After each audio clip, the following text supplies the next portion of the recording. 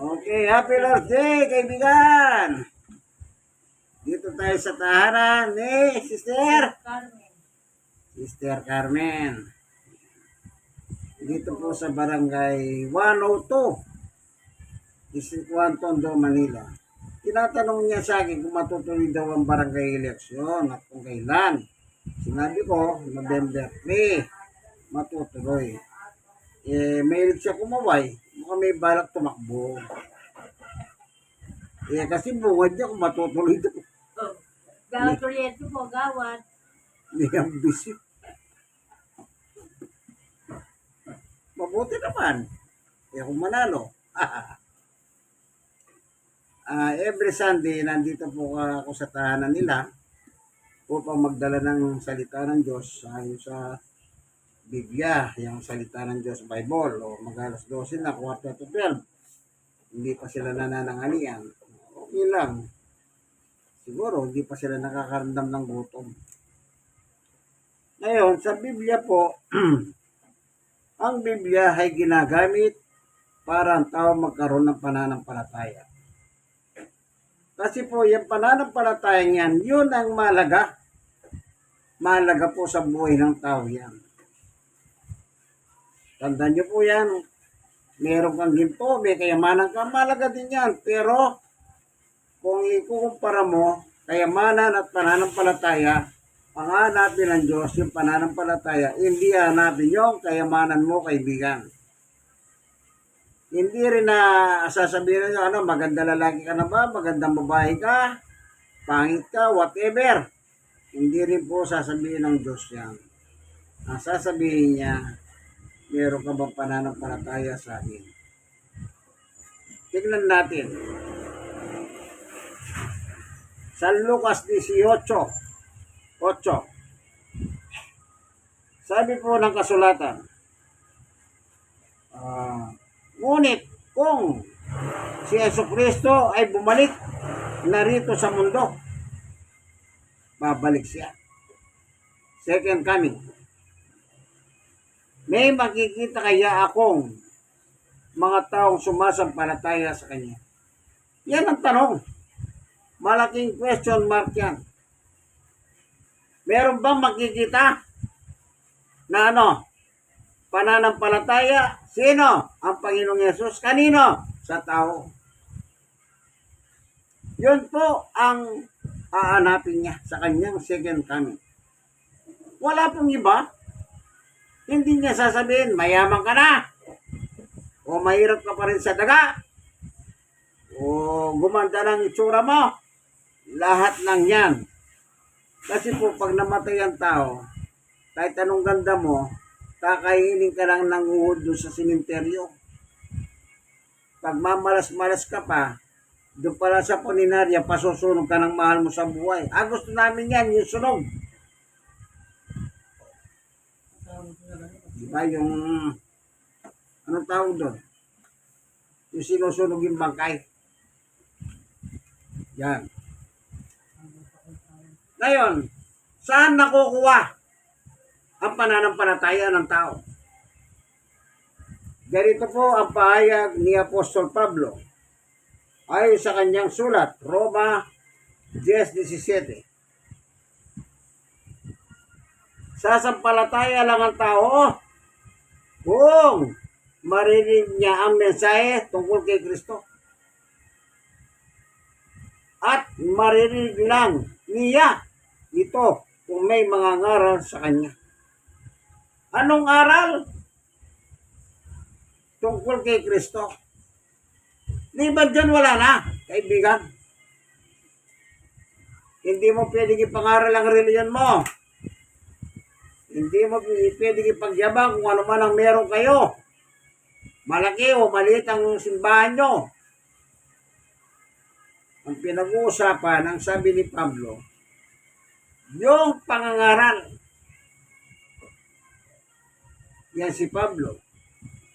Nang si Pablo po italaga ng Panginoong Yesus bilang apostol. Tingnan nyo po ang sinabi ni Yesus kung sino ang ipangangaral ni Pablo. Ito, babasahin natin ha. dito sa Gawa 26, yung journey to Damascus ito, ni Pablo. Nung araw, hindi pa siya apostol, meron siyang dalang sulat galing sa mga puno sa sacerdote na lahat ng mananampalataya kay Jesus, pag nakita niya, papatay niya, ipakukulong, o pahihirapan. Yun ang dala, yung mensahe ng kanyang dala sa sulat. Tingnan natin ang nangyari sa kanyang panahon. Dito sa chapter 26, verse 12. Sabi ni Pablo,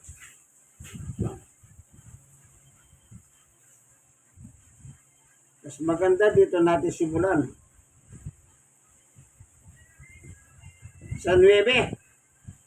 Noong una, napag-isipan ko mismo kung dapat kong gawin ang aking makakaya para kalabanin si Jesus na taga Nazaret.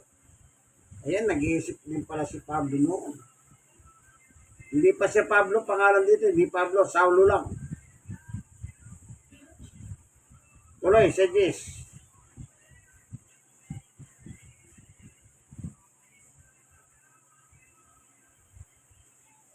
Ganito ang aking ginawa noon sa Jerusalem sa pamamagitan ng kapangyarihan na ibinigay sa akin ng mga namamahalang parit.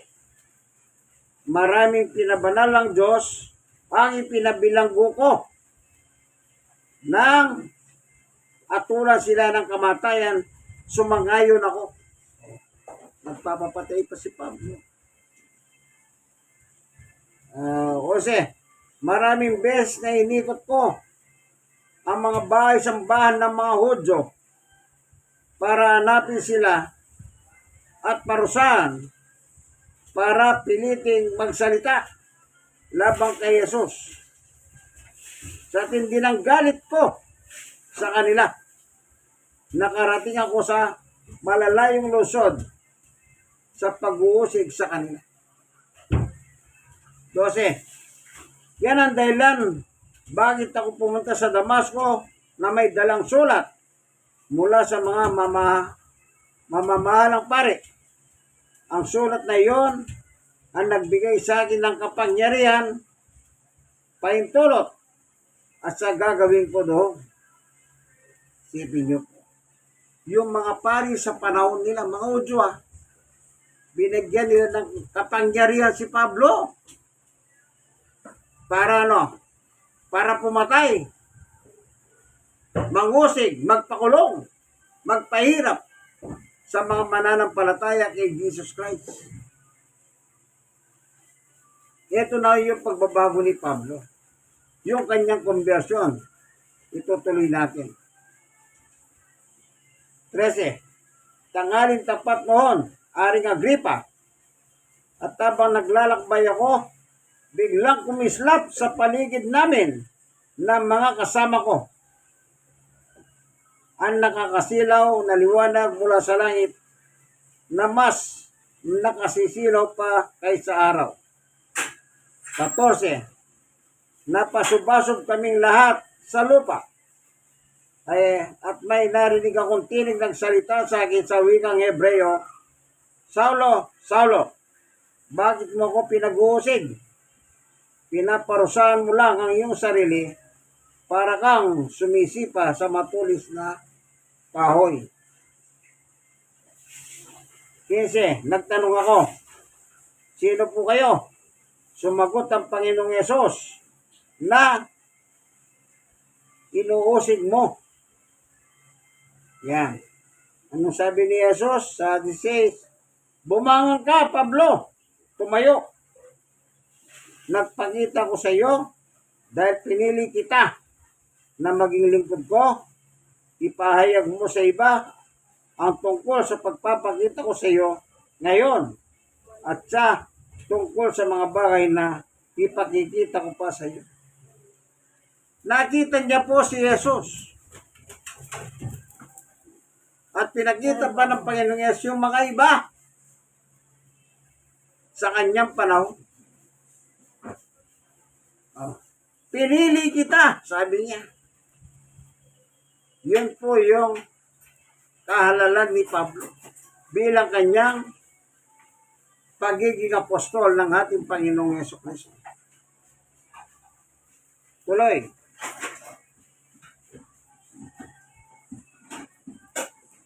Ililigtas kita sa mga Hudyo at sa mga hindi Hudyo. Hindi ito. Kaya ililigtas kita. Ang sabi ng Panginoong Yesus, kasi mapanganib. Mapanganib ang pagsusuguan niya kay Pablo. Isipin mo, susugo si Pablo. Di mo alam kung anong ugali ang meron ng tao. Kaya mapanganib. Pero sinabi naman niya, ililigtas kita. Makakalas ka na sa grupo.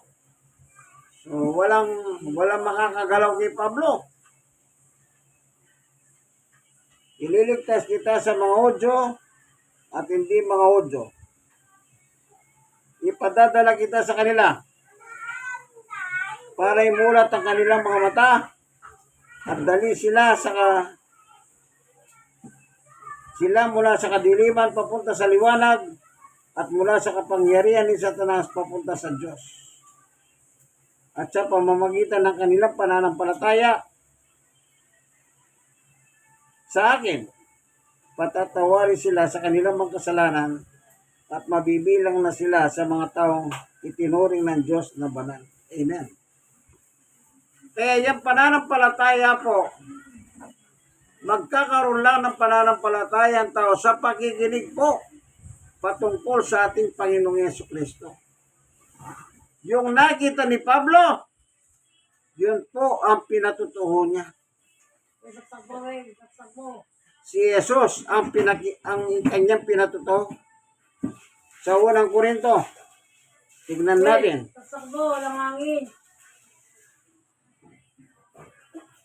Sa 23, unang Korinto, 1:23.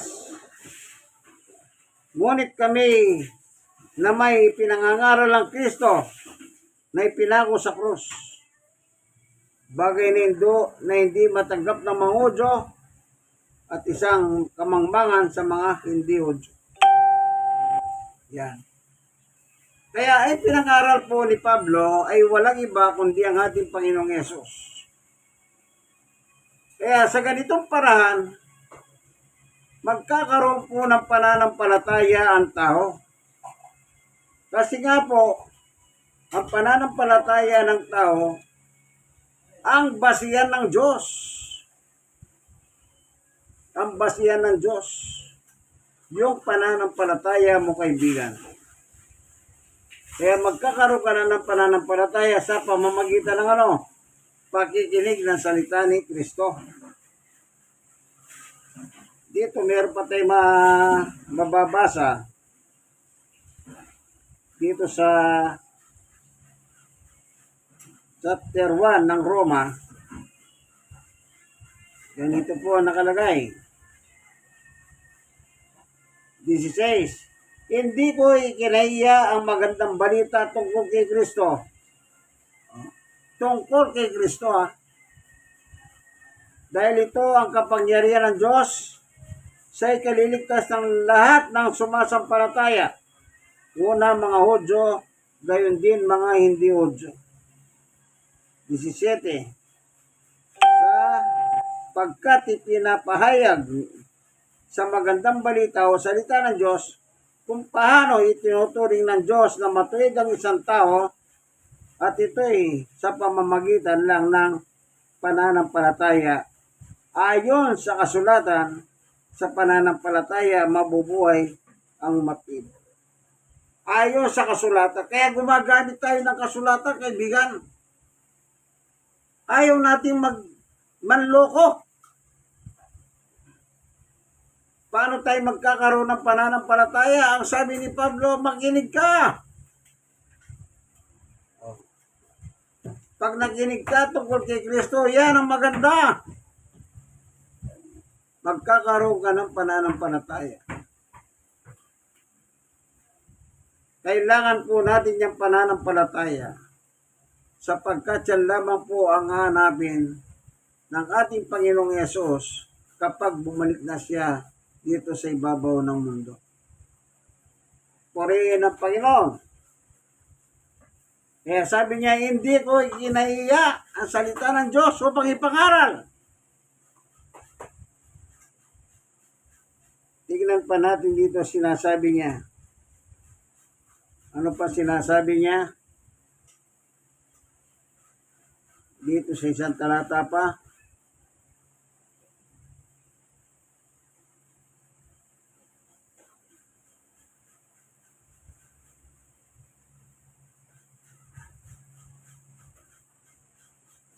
Anong nakalagay po? Tingnan nga natin.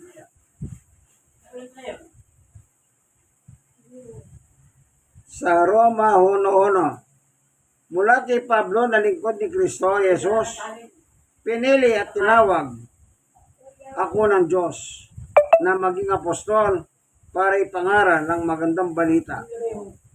Tinawag siya, inihalal siyang bilang apostol. Anong ibig sabihin ng apostol? Tagapangaral ng ating Panginoong Yesus. Ayan ang sabi ni Pablo, pinili at tinawag ako ng Diyos. O inihalal, ibig sabihin, elected. Inelect. Dos, ang magandang balitang ito, ipinangako ng Diyos noon sa pamamagitan ng mga propeta at nakasulat sa banal na kasulatan. Sino tinutukoy niya? Walang iba kundi si Jesus. 3. Ang balitang ito tungkol sa anak ko, tungkol po pala kay Jesus. Ang ating Panginoong Jesucristo, sa kanyang pagkatao, isinilang siya sa lahi ni David at sa kanyang banal na espiritu na patunayan siyang ang may kapangyarihan, anak ng Diyos, at siya'y nabuhay mula sa mga patay. 5. Sa pamamagitan ni Kristo, tinanggap namin ang kaloob ng maging apostol para madala namin sa pananampalataya at pagsunod sa Kanya ang mga tao sa lahat ng bansa. Ginagawa namin ito para sa Kanya. Kita niyo po. Upang madala po ang tao sa Panginoon. Kaya yung pangangaral, napakahalaga po. Hindi po ito, yung iba kasi, basta pangangaral, ayaw nila eh. Totoo yan. Sa pangangaral, ayaw nila. Ayaw nilang tanggapin yung mga ngaral. Madaming dahilan ng tao. Sabi nila, marami akong ginagawa, busy ako, wala akong panahon dyan. Pero pag nagkaroon siya ng sakit, kulang na lang, ibaba niya ang Diyos sa langit para lamang siya pagalingin, kaibigan. Kaya yung pananampalataya, anong sabi ni Pablo? Nagsisimula yan sa pagiginig. Pagiginig tungkol kanino? Tungkol kay Kristo. Kaya hindi po natin pwedeng ipagmayabang. Lalo na yung mga iba, yung mga ibang pastor, hindi mo pwedeng ipagyabang, kaibigan. Ay ako magaling ako. Ay ako nag-aral ako sa mga dalibasang eskwela ng reliyon. Ay ako, theologian ako. Hindi po. Walang dapat ipagyabang dito. Kung meron man tayong ipagyayabang, isa lang. Walang iba po kundi ang ating Panginoong Jesucristo. Bakit natin siya ipagyayabang? Sapagkat sabi ni Jesus, hindi ka makakapunta sa aking Ama sa langit, kundi sa pamamagitan ko.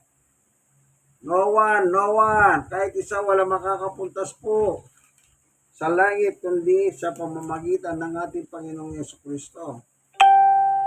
Juan 14:6, ganito po ang mababasa. Sabi ni Jesus ay,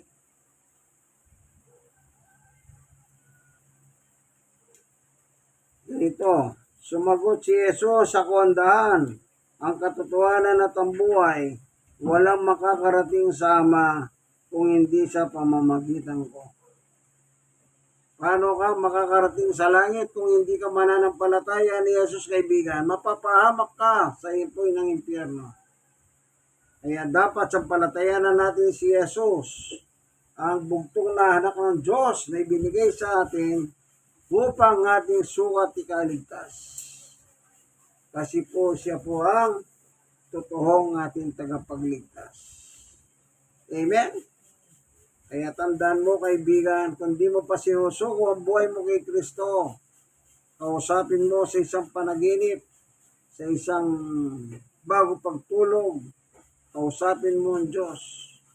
Papasukin mo siya para pagharihan ka. Importante, pagharihan ka muna ng Diyos. Kagaya na sinabi ng Panginoong Yesus, pangulit talata, after na siya po yung mabautismuhan ni Juan Bautista sa Jordan River, anong sabi ng ating Panginoong Yesus sa Mateo chapter 4, verse 17, simula noon, nangaral si Jesus at ito ang kanyang mensahe, pagsisihan na ninyo ang lahat ng mga kasalanan dahil malapit na ang paghahari ng Diyos. Paano ka paghaharian ng Diyos, kaibigan? Pagsisihan ng iyong mga kasalanan, talikuran. Ibig sabihin, kung hostes ka, hindi ka na mag-hostes pa. Masama yung talikuran, sabi niya. Pagsisihan ang kasalanan ng bawat isa sa atin.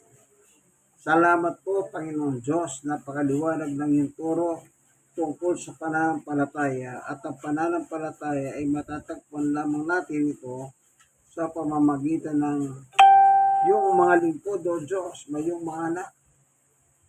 Hallelujah. Salamat po. Pinakain mo kami ng pagkain spiritual ng kapatid. Ako po inyong kaibigan, Jesus, Brother Manny Bautista. Siya naman po. Yan, dito po tayo sa kanyang tahanan. Barangay 102, Sonid, District 1, Tondo, Manila. Bye-bye. Hindi ka bumababay. Ayaw mo na magbabay. God bless po.